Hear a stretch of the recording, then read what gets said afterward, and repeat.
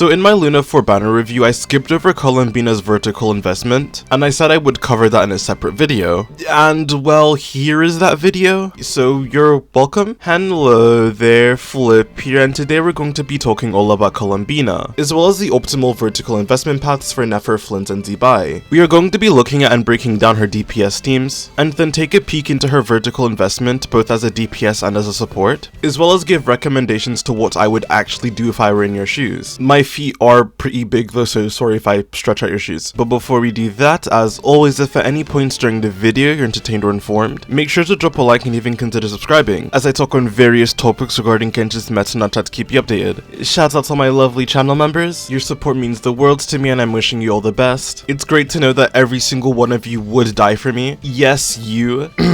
And also, so Columbina and Nefer are right around the corner, so if you'd like to cut down on the costs while going for them, then I would like to announce the sponsor for today's video, LD Shop. LD Shop is a very safe and reliable top-up site that allows you to get Primo Gems at a great deal starting from 15% off, while keeping your data safe. As for transactions, you only need to type in your UID and region, as you can see me doing here. Just needed to quickly refresh my welkin, and as you can see, it's here. And make sure to use my link, as that way you'll receive an extra 15% off coupon, as well as a 5% off coupon which can save you up to $50. LD Shop goes through official channels as well, meaning that you won't lose any of the in-game benefits like first-time top-up bonuses, so no need to worry. And additionally, because LD Shop is so great, users who spend over $80 will receive a VIP membership which rewards you with free welcome moons. So head over to ldshop.gg using my link in the description below. What are you waiting for? Thanks to LD Shop for sponsoring this video. Now back to it. Now there will probably be timestamps, but I'm going to start this video off by talking about main DPS Columbina,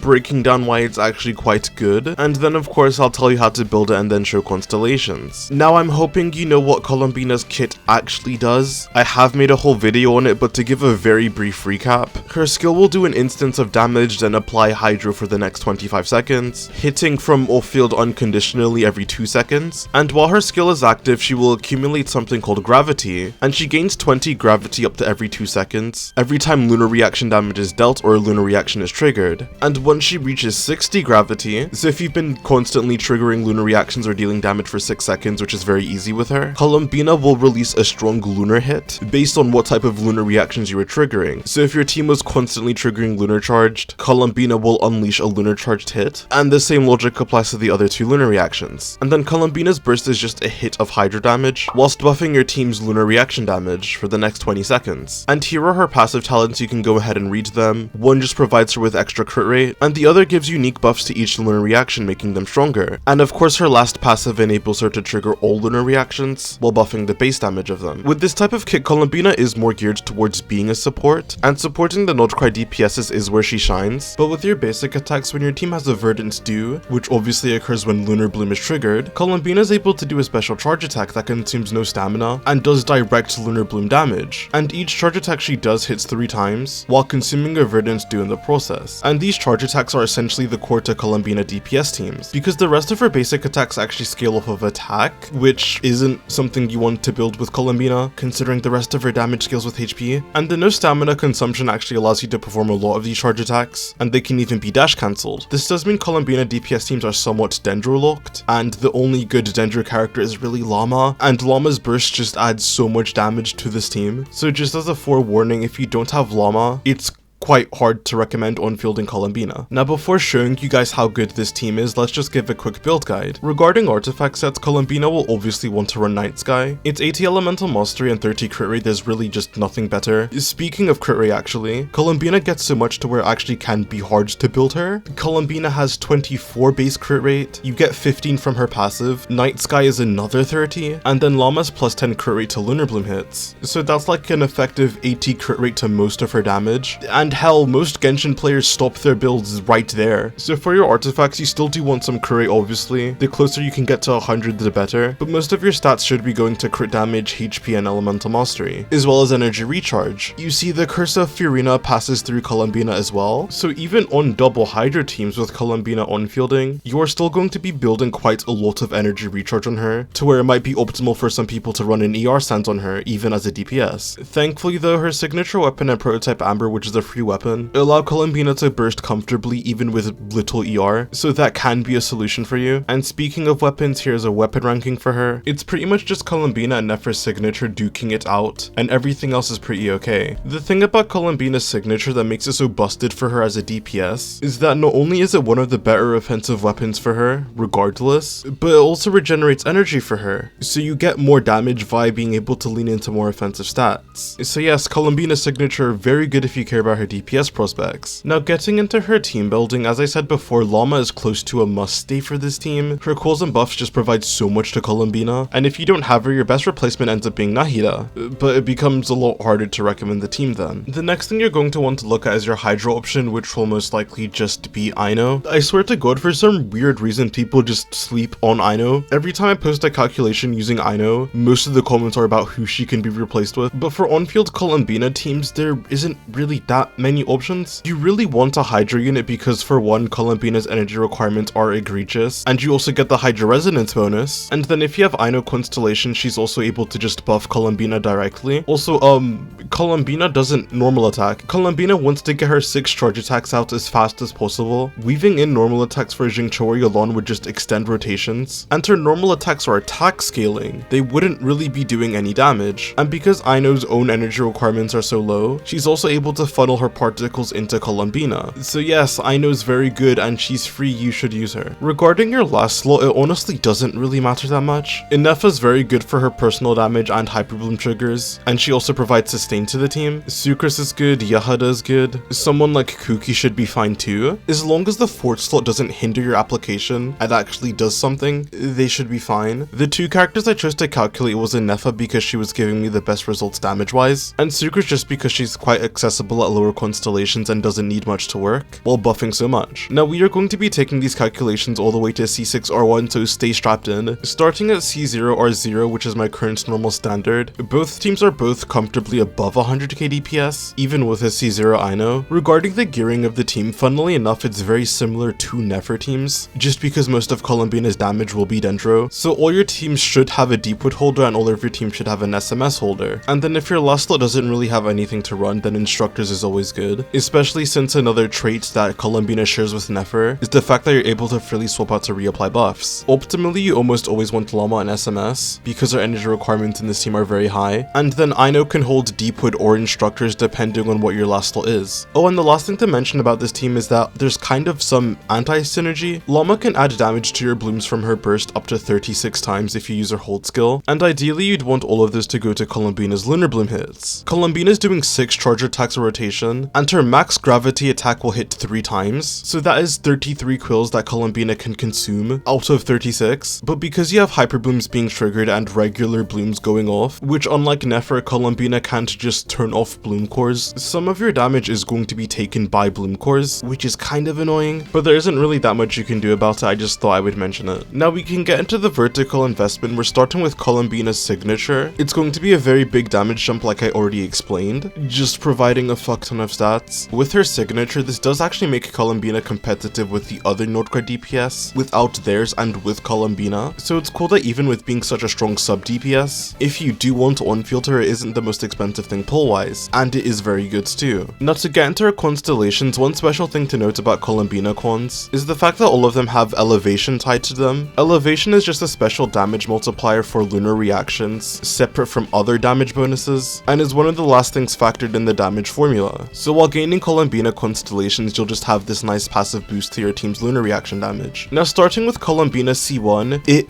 isn't really good. It does give Columbina 1 more gravity attack, so this means less can be stolen by blooms, but she is doing more lunar bloom hits, so she's consuming more quills, so especially towards the end of your rotations there will be some damage drop off there. The rest of Columbina C1 is mostly just quality of life, and the energy generation you get from triggering a lunar charged gravity attack is actually nice, as it means you can build more damaging substats, but overall I would lean more towards getting Columbina's signature first. Here are the numbers for C1 R1, nothing much to say. I'll give you like 3 seconds to read it.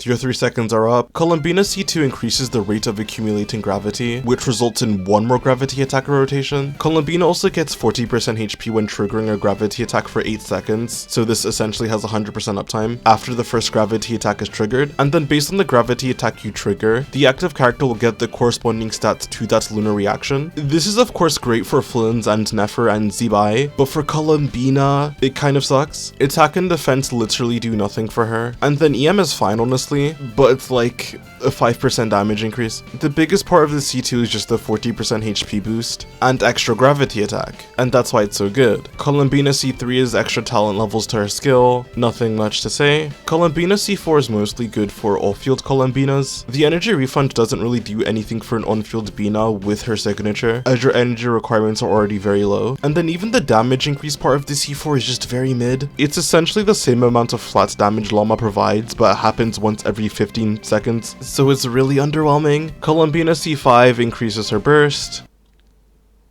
Okay, moving on. And then Columbina C6 is very lazy. It's just 80 crit damage to the corresponding elements when a lunar reaction is triggered. So if you trigger Lunar Bloom, your entire team gets 80 Hydro crit damage and 80 Dendro crit damage. And of course, that's a big damage increase. Who would have guessed? I also think that's pretty much all I need to say about DPS Columbina. Assuming you have Llama, she's actually very competitive with the other top tiers, with good vertical investments too. Now as promised, let's also look into the vertical investment prospects of Nefer and Flins, and what should be your vertical investment priority in their teams. Starting with Nefer, here is the baseline calculation we're going to be using with her premium team. Here are the individual increases for Llama, Nefer, and Columbina in this team. As you can see, both Llama and Columbina's signatures aren't really worth getting. Aetherlight is more than good enough at a base, and Columbina's signature only buffs her personal damage. Moving into constellations, Llama C1 just heals, so it doesn't do anything as a damage increase, but it's a lot more comfortable. Columbina C1 gives some team-wide elevation, as well as personal damage, and Nefer also gets increased interruption resistance, which is nice. And Nefer C1 herself is of course a relative damage increase to her weapon, but I'm more inclined to recommend getting Nefer's signature, as it's slightly more damage for the same pulls. Now moving into Constellation 2s, this is where things get interesting. As you can see, Llama C2 is kind of massive. It's one of the biggest single increases you can get, and I'm guessing that's because C1 doesn't buff damage at all. It just increases the potency of her quills, while increasing Lunar Bloom damage by 40%.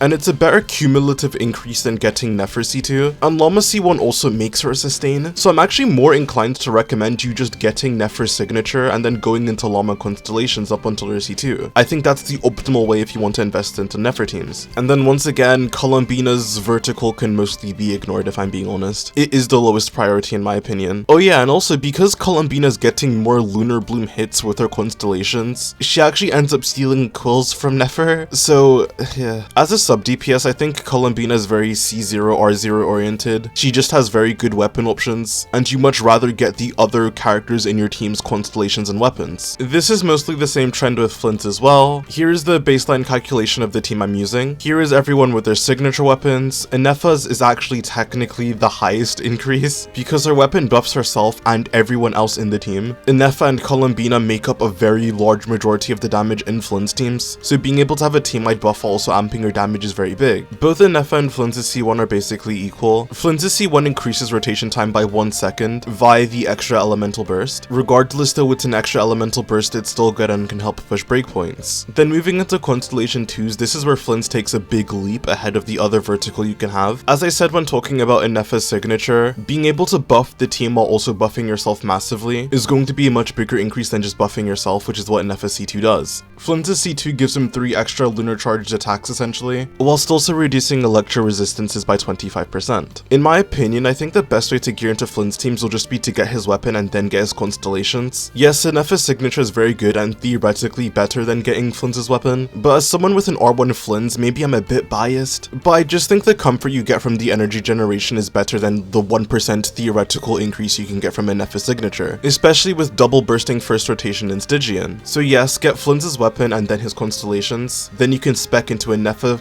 weapon and her constellations. And then after that, if you want to keep vertically investing into Flins teams, then you can look into Columbina constellations, or just get more cons on Flins. And then for Zibai, I was kind of lazy. We've already now gotten constellation that both Aino and Goro are on Zibai's banner, and Zibai's in the second half. And if you watched my last video, you would know that going all in on Zibai's banner for Iligo constellations, Goro constellations, and Aino constellations, and then probably picking up some Zibai constellations along the way like her C1 or C2, is just a bigger increase than getting Columbina and then like a C2 Iligo with his C0 Zibai. So in my opinion, if you want to play Zibai long term, Columbina will be back by the end of the patch. Just save up all your pulls and dump them into Zibai, and get as many constellations of her and her 4-star supports. That is just what makes the most sense. To summarize this section, I wouldn't really recommend going for Columbina constellations as a sub DPS, even though they are good. It's just the fact that getting constellations on your actual DPS or the dedicated support is just better than getting stuff on Columbina. If you watched my last video on the new big 3, you would also know that if you only have the DPS, then Columbina is still arguably last priority. If you have Nefer, you want to get Llama first and then Columbina, and if you have Flins, then Nefer is more important than Columbina to his teams. So just please plan your pulls carefully. But with that, I have nothing else to say, so thank you guys so much for watching. If you enjoyed the video, make sure to like, subscribe, and comment your thoughts on Columbina, and if you're getting her constellations, as I would love to hear, and I respond to almost every single comment. Channel members, I love you, thank you so much for your continued support, it means the world to me. My streams are going to be starting up soon, I promise. Thanks again for watching, and I'll see you guys on the flip side.